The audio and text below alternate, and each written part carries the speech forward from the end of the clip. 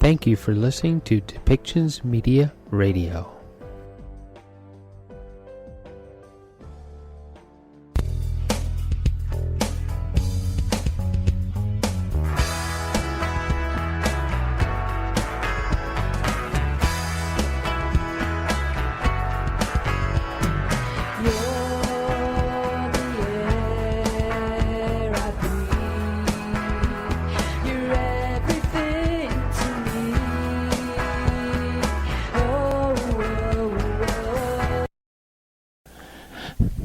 Welcome back, everyone. I'm here today with Aryo Falakrou, and he is an author, inventor, architectural designer with over 34 years of progressive experience in architectural and interior design.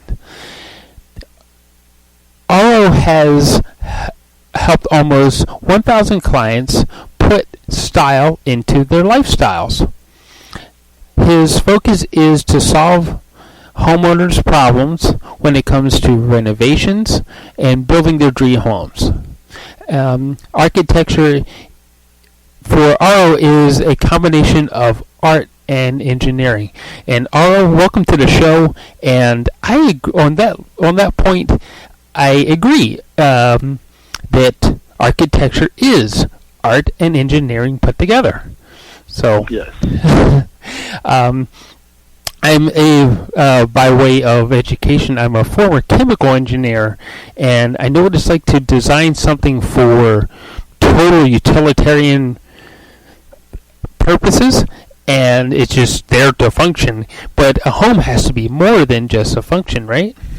Exactly. Yeah. Exactly. Something that has not been as much appreciated in many communities. Many people just build a house to build a shelter just to cover their head, or take care of their initial or essential needs, but they don't know how valuable is the space that they're spending almost more than half of their life in that space, regardless of you go out to either to go to the office or working outside. When you come back, you want to relax, you want to live in a comfortable space as your living space, either comfortably in terms of physical or mental.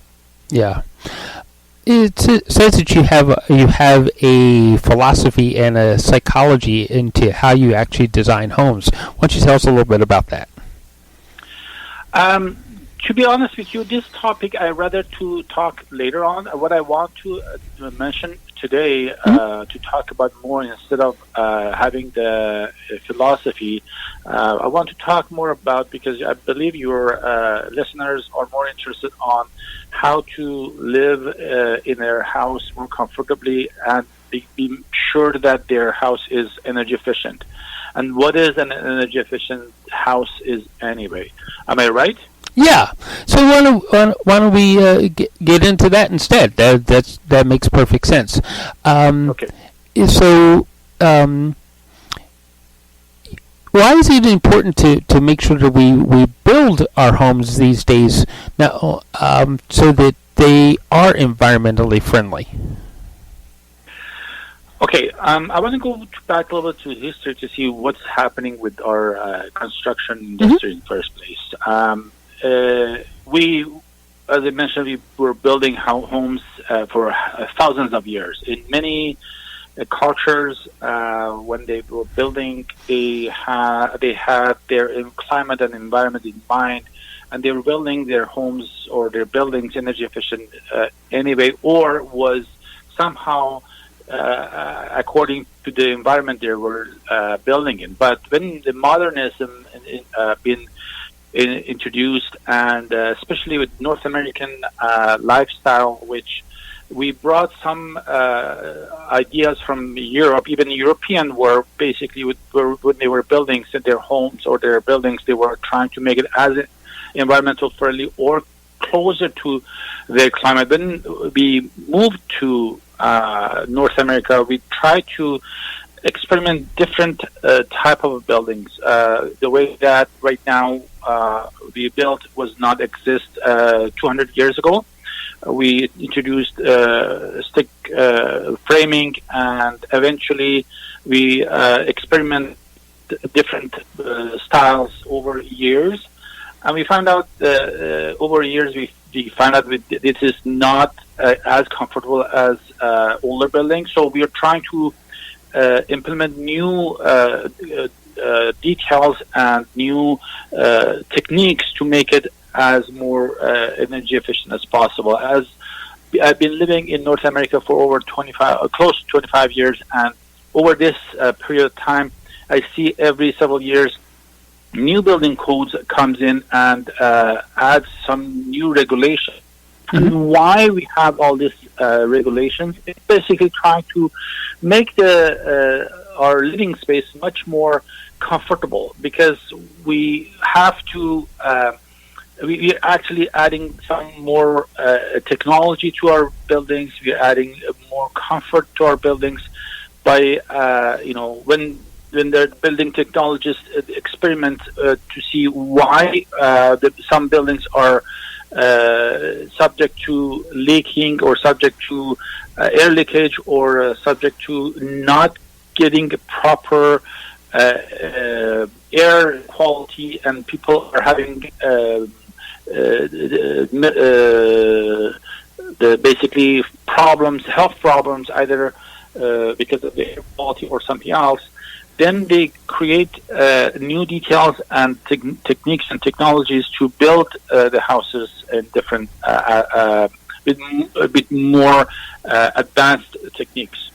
So I personally got involved with initiatives since 2006, which basically I've become member of Green Build Canada, which is one of the associations that regulates how to build more energy efficient homes. The general energy efficient homes started about in mid-60s, some in North America, some in Canada, some in Germany. Mm-hmm. But become more of a trend within the last 20 or 18 years.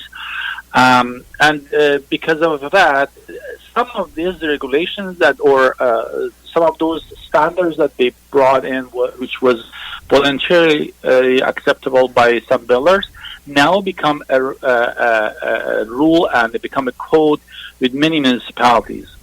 Some of these codes or some of these standards are related to how the practice of construction, which basically is how you're demolishing your previous building when you're building a new one, where you're sourcing your material. Are they new products? Are they recycled? Are they healthy in terms of what type of chemicals they've been used? For example, for flooring, or for some, like for example, the resin they use, are they producing unhealthy gases when during the performance of their lifetime?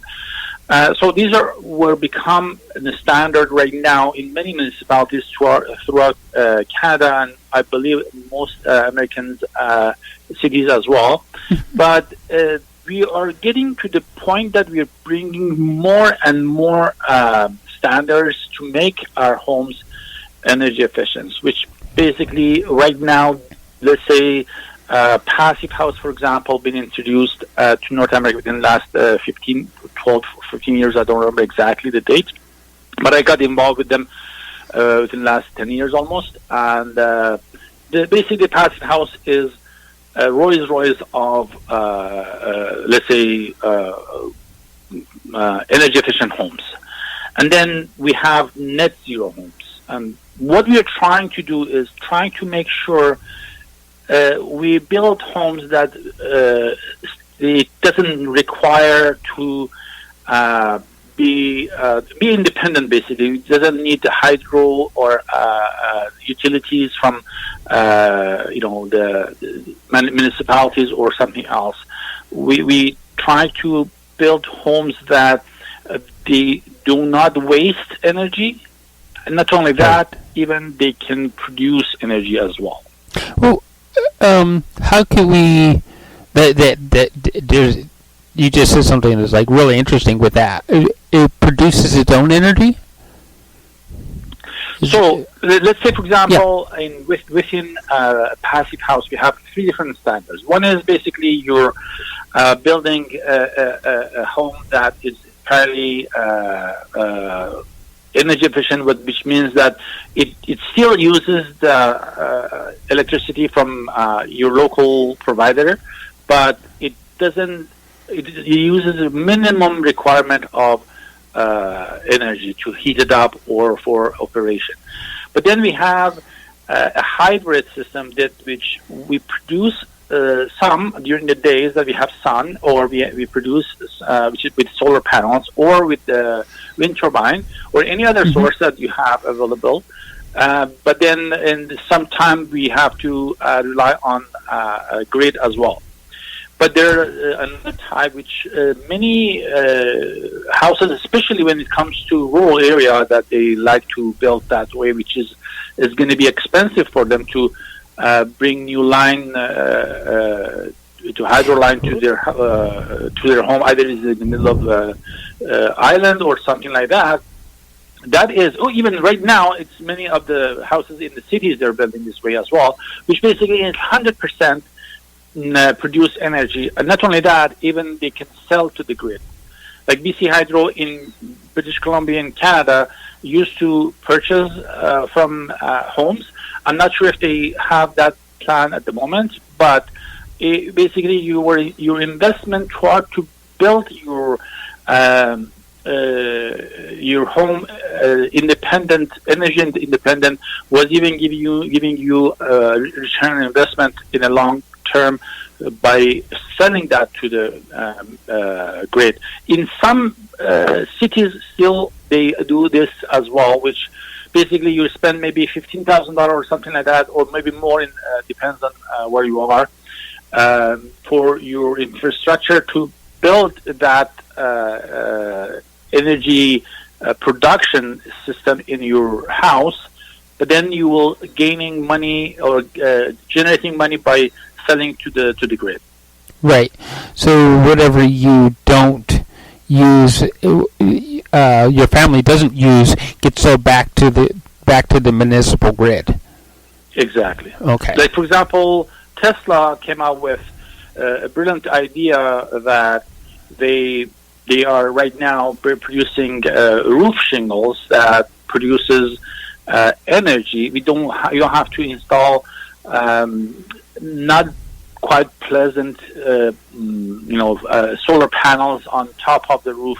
Your roof cover basically entirely become an energy production component for your building, and then they have a battery system which is very sleek looking as well. They call wall unit or wall panel. I don't remember now what they call it. And basically the amount of energy that being produced by the roof will be stored in that battery for the time that you are not producing. During the day that you're generating, all your household needs will be supplied by that electricity that is being produced by the roof. And for the time that, for example, for night, that stored on that wall panel, and they are not really too expensive either. Unfortunately, we don't have that system in Canada yet. They started selling that in some states in U.S., but the demand is so high in U.S. that they can't supply to Canada yet. Yeah. Now, leading back to of course building codes and things like that, in order to get to say you were able to buy that particular system, do you have to get special permits or anything like that to have that installed in your home? You're talking about the Tesla roof? Like the Tesla roof, yeah. No, you don't have to have a permit to install it, but you have to have a licensed electrician who knows what they're doing to install the system. Okay. In some aspect, yes, you would need an electrical permit by the municipality to run the wires and the system for you. Okay. Well, that makes sense. So, what? Since we don't have that particular thing here in Canada, what do we have in Canada that we could use to produce maybe a similar result? So, there are so many different ways that we can produce. First of all, the most common one is solar panels that has been used commonly in many cities in Canada, especially the interiors, that they have a much more clear sky. Even in BC, that we have less clear skies, but still these solar panels doesn't really need they don't need the direct sun. They can produce when it's cloudy. As long as we have the sun ray, they produce as well. There are turbines, that smaller turbines, that you don't need the big ones. And that is new technology that is coming as well, which works for more rural homes, or some, even if you check in some of the municipalities, for example, North Vancouver, some of the homes are close to a ravine or to a river. They can put a small water turbine on the water and generates some electricity as well. There are so many different, but as I said, the common one so far is solar panels. The solar panels, okay.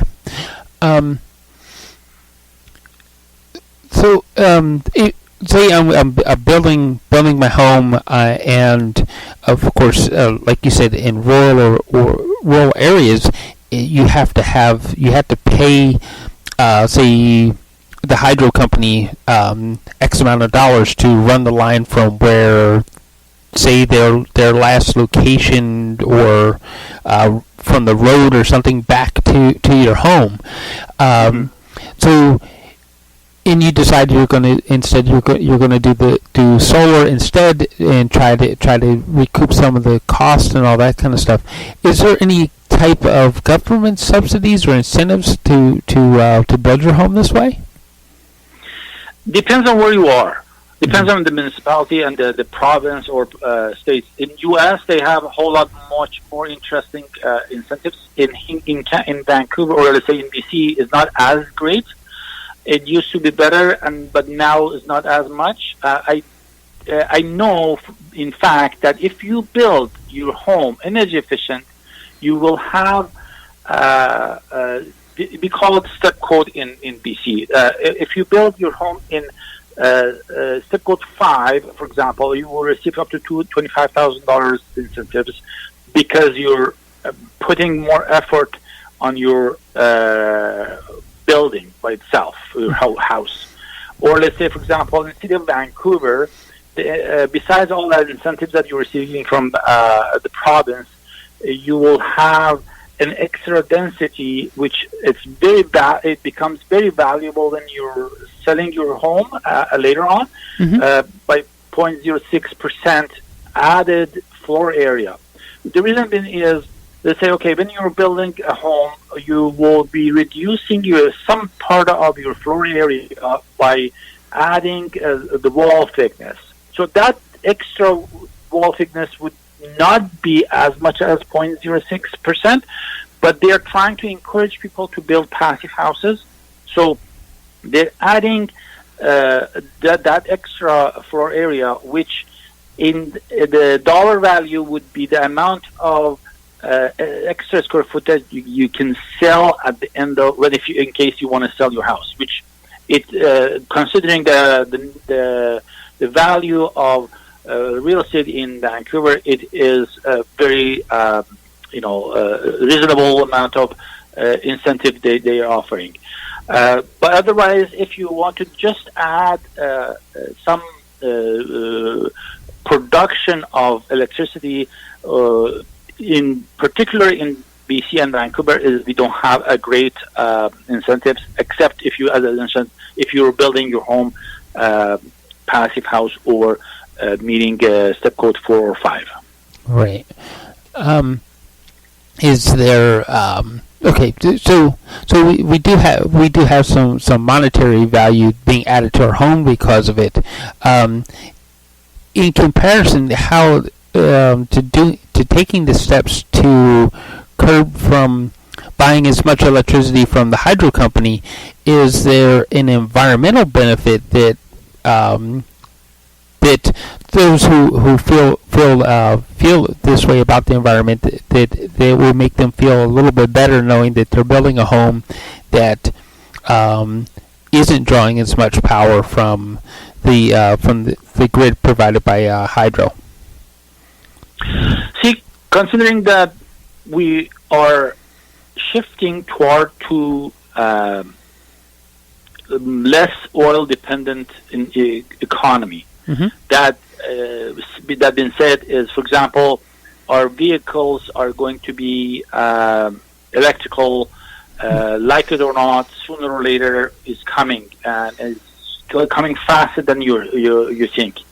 As a result of that, the pressure on the electrical the hydro system would be much more. So that's why even the hydro providers, the local hydro providers, they are trying to convince people to not only build their homes less energy efficient, or I'm sorry, more energy efficient, less energy consumption, mm-hmm. but even production of their own electricity when they're plugging in for their vehicle as well. So it is a win-win for everybody.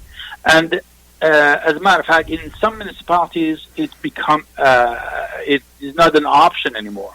It becomes a code, becomes a requirement for building a home. Like, for example, in District of West Vancouver, and coming to North Vancouver and Vancouver, will be mandatory to build your home close to passive house standard, or they call it step code 4 or 5, which that means your building is super high energy efficient, and eventually, for time being, production of electricity is not mandatory, but within I think 10 years or so, it will become as part of the rule as well that you have to produce. Considering that the amount of disasters and bad weather we are getting in terms of like the storms and everything, and mm-hmm. when the storm comes, we get into trouble with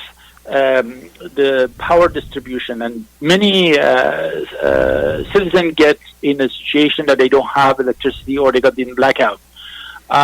So when you produce your own electricity, you don't have that problem anymore. All you have to do is making sure that, let's say, your solar panel is not covered by snow and is producing electricity, and your home is always warm, because first of all, you don't need a whole lot of energy. Secondly, is because you're producing your own. Mm-hmm. Well, yeah, you bring up a good point, because about the snow, making sure we keep it keep the snow off the solar panels, because isn't it true, like you said, that it's true that even on a overcast day, that the solar panels are still going to pick up energy from the sun? Absolutely. Yeah. Absolutely. So, as I said, the only time that it cannot produce if you are in a desert and it's been covered by sand. Mm-hmm. So that's why you have to create a system that is clean after sandstorm, or if it is in an area that it's snows, even though still sun gets through a little bit because it's not as dark. But anyway, you want to get the maximum result. You have to get the snow off of the solar panels. Depends on where you're installing. You can always create a system that it makes the job easy, because usually they will be installed in an angle, and removing the snow from the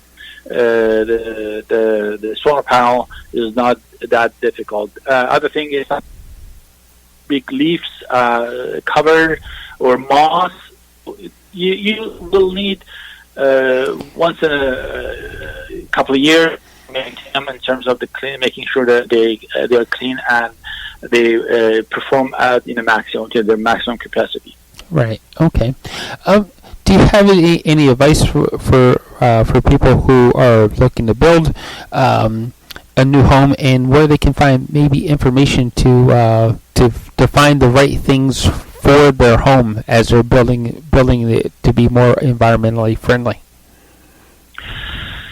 See, the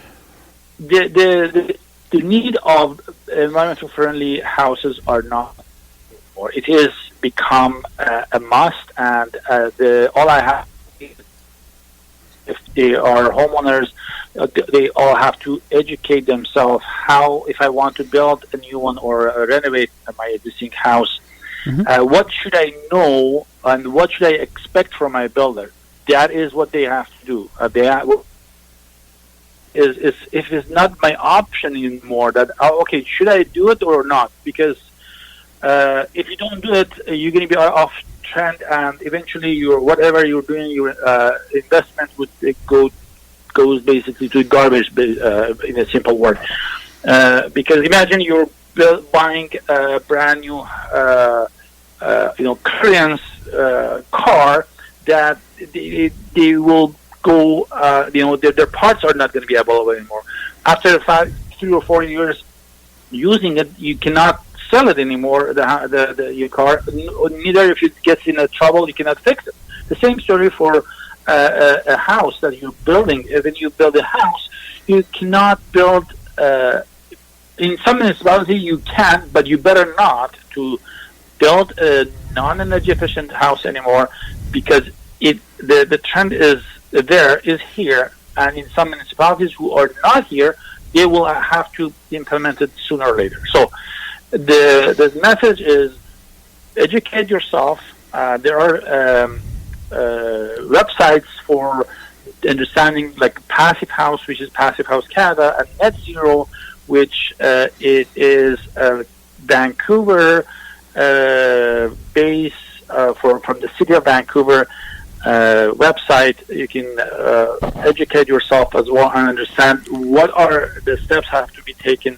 If you have any question directly, you can contact me. My email address is aryo@myhomedesigner.com, or you can visit my website, myhomedesigner.com.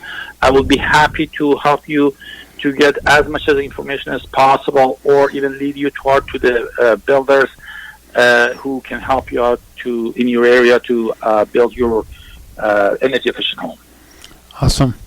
So, thank you, Aryo, for your time today, and we'll be sure to send our listeners to your website, myhomedesigner.com, right?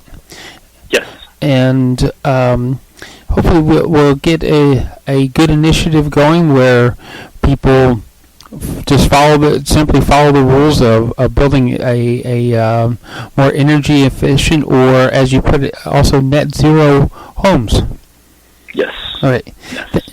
Again, thank you for joining us today, and thanks, Michael. Yeah, and I hope to have you back more on more energy efficient building and in things along that topic. So I would be happy if you have any method of getting your listeners to ask questions directly from you as well, that we can put together another episode just answering the questions. That would be a good idea as well. That would be probably be a really awesome idea, and we can probably talk about that a little bit later. Okay. Sure. Okay. Thank you, everybody, for listening, and tune in for our next episode. Have a great day.